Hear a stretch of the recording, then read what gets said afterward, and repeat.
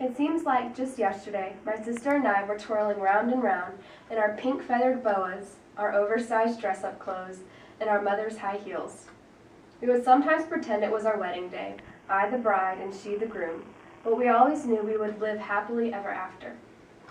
Almost 3 years ago was when my sister's fairy tale began.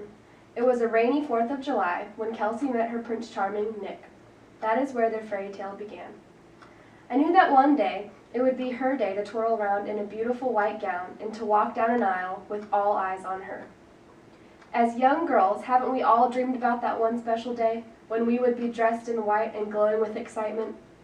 Well, that day has finally arrived for my sister.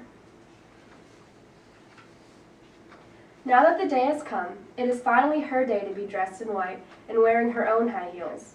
I look forward to sharing with you today a little about Kelsey as my sister and as Nick's wife. First, my sister and I have been the best of friends.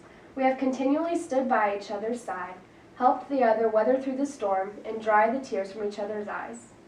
She has always been the kind of person to know when something was wrong. She would come alongside and be the comfort that you would need when needed. She has been a great role model for me.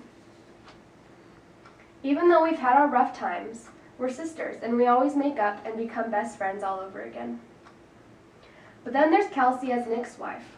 On that rainy 4th of July in 2011, my sister met the man that she will spend forever with. He was a match made in heaven for my sister. They grew to become best friends and partners in life. It wasn't until December of 2013 that he got down on one knee at the place where they first met and asked her to be his wife, to spend the rest of her life with him. On that day, her life would change forever. After Kelsey had accepted his proposal, I knew that things wouldn't be the same.